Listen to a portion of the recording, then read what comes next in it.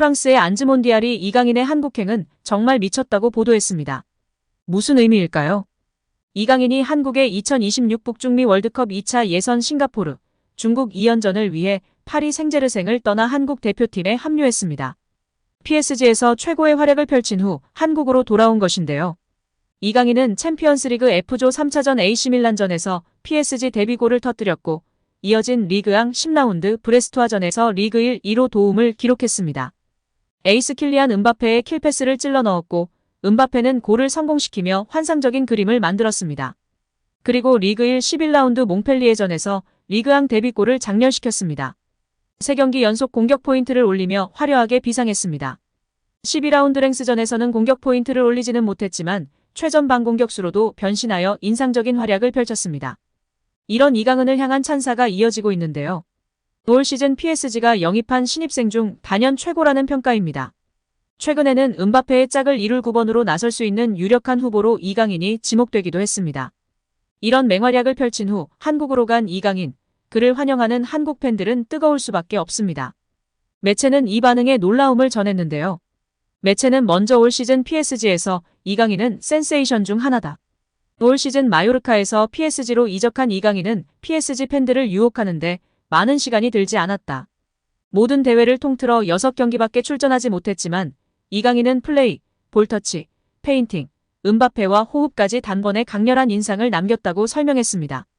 이어 프랑스에서 이강인은 서서히 알아가고 있는 단계라고 하지만 한국에서는 이미 진정한 스타다. 이강인의 인기는 한국 최고의 스타 손흥민급이다. 이강인이 공항에 등장하자 많은 팬들이 둘러싸 환호를 질렀다. 이강인의 몸짓 하나하나에 열광했다. 이강인의 등장이 곧 열광적인 장면이 됐다며 이강인 효과를 강조했습니다. 그러면서 이강인은 한국의 2026 북중미 월드컵 예선에 나선다. 싱가포르와 중국을 상대할 것이다. 한국에서 이강인에 대한 이미지는 록스타와 같다. 한국의 진정한 스타다고 표현했습니다. 지난 10월 A매치 때에는 클린스만 감독이 이강인의 인기에 어린 선수가 마치 연예인급의 인기라 득이 될지 모르겠다며 겸손해야 한다고 발언하기도 했는데요. 이강인 선수는 정말 특별한 케이스입니다. 어린 시절부터 언론에 노출되어 온 국민이 알고 있고 그 나이에 워낙 재능이 출중했던 천재였습니다. 그렇다고 노력을 게을리하지 않았습니다. 방송 후에도 고 유상철 감독님의 UBFC에서 축구를 이어갔고 조언을 받아 스페인행을 결정하였습니다. 스페인 테스트에서 당연 합격했으나 온 가족이 이주해서 살아야 한다는 청천벽력과도 같은 이야기를 듣게 되었습니다. 당시 이강인의 나이는 10살이었는데요. 10살의 재능을 하나 믿고 온 가족이 아무 연고도 없는 스페인에 이주해서 산다는 것은 큰 결정 중 하나였습니다. 한국에서 태권도 도장을 운영하던 이강인 선수의 아버지는 태권도장을 정리하고 스페인행을 결정하였습니다.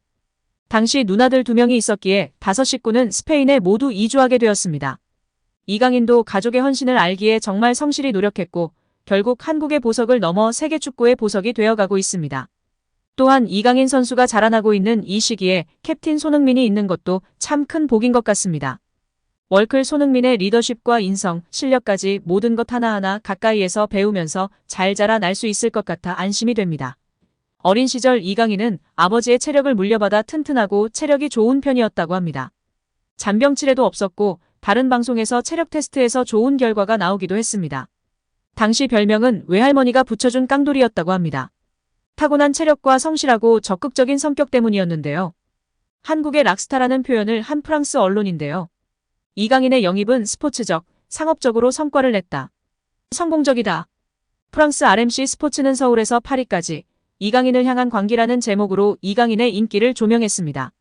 RMC 스포츠는 이강인은 이적 전 거의 알려지지 않은 선수였다. 지난 5시즌 동안 발렌시아와 마요르카의 경기를 팔로우한 사람만 아는 선수였다.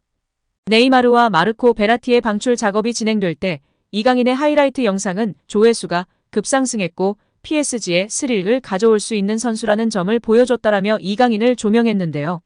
그러면서 매체는 이강인의 인기는 기하급수적인 상승세를 보인 한국의 대중문화와 밀접하게 연관돼 있다.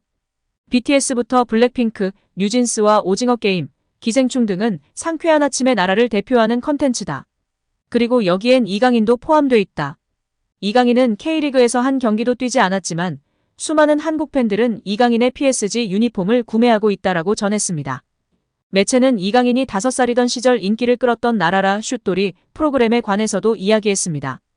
RMC 스포츠 홈페이지에 슛돌이 유튜브 편집 영상을 함께 올리며 한국의 서포터들은 2007년부터 이강인을 알고 있었다. 그가 처음 방송에 나왔을 땐 겨우 5살이었다. 프랑스 출신 한국의 방송인 파비앙은 난 한국에서 16년간 살았고 파르크 대 프랑스 이외의 장소에서 이렇게 많은 PSG 유니폼을 본 것은 처음이라고 말했다라며 방송인 파비앙의 인터뷰를 전하기도 했습니다.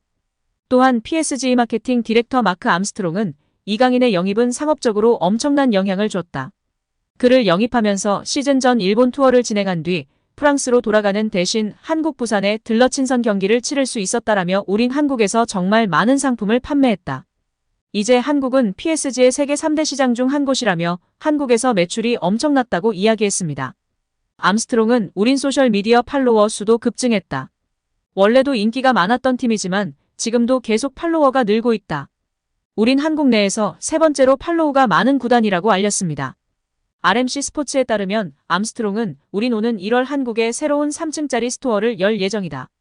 한국으로부터 새로운 파트너십 제안도 예상된다. 우린 이미 아시아에서 성공적으로 자리 잡았다. 싱가포르, 도쿄, 상하이에도 우리의 매장이 있다. 이미 큰 시장이지만 한국에서도 큰 성장 추세를 보인다라고 이야기했습니다. 이어 그는 우린 이강인 이적의 스포츠적, 상업적 결과에 매우 만족한다라고 덧붙이며 팬들의 주목을 받고 있습니다.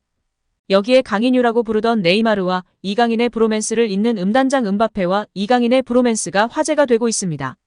최근 파리 생제르맹 구단 소셜미디어 SNS에 훈련 근황을 전해졌는데요. PSG 선수단 내에서 절대 권력을 행사하는 음단장 음바페가 이강인을 강하게 껴안고 흔들었습니다. 처음엔 옆에서 껴안더니 자세를 고쳐 뒤에서 백허그했습니다.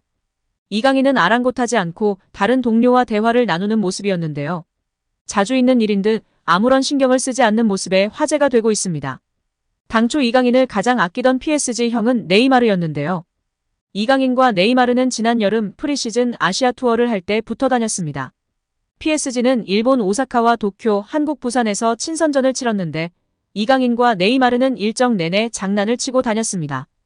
특히 부산에서 열린 전북 현대와의 친선 경기에서 네이마르가 골을 넣고 이강인을 껴안았습니다.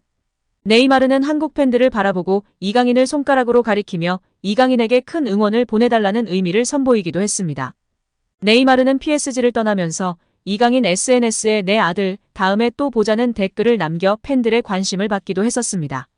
새로운 PSG 형 음바페가 이강인을 전담 마크했습니다. 음바페는 훈련장뿐만 아니라 경기장에서도 이강인을 자주 부르는데요. 둘의 호흡은 점점 날카롭게 맞아가고 있다는 평가입니다. 지난 브레스트 원정 경기에서 이강인의 어시스트를 받아서 음바페가 골을 넣었습니다. 몽펠리에전에서는 음바페가 흘려준 공을 이강인이 받아서 선제골로 마무리했습니다. 루이스 엘리케 PSG 감독도 이강인을 흐뭇하게 바라보고 있는데요. 엘리케 감독은 이번 랭스전 승리 후 기자회견에서 이강인은 뛰어난 선수다. 뛰어난 선수는 여러 포지션을 다 소화할 수 있다면서 훈련장에서도 이강인을 보고 놀란다. 공을 거의 빼앗기지 않는다. PSG 감독으로서 이강인을 믿고 의지한다고 답했었습니다. 엘리케 감독은 이전에도 우리 팀 전술상 이강인은 중앙 미드필더에 더 가깝다. 하지만 9번 공격수나 측면 공격수로 뛸 수도 있다. 이강인은 자신이 무엇을 해야 하는지 잘 아는 선수다. 골도 잘 넣고 어시스트도 잘하는 선수라고 여러 포지션 소화 능력을 칭찬하며 팬들의 공감과 지지를 받았었습니다. 오늘 영상은 여기까지입니다. 끝까지 시청해주셔서 감사합니다. 늘 건강하시고 더 좋은 영상으로 찾아뵙겠습니다. 구독과 좋아요도 잊지 마시고 부탁드립니다. 감사합니다.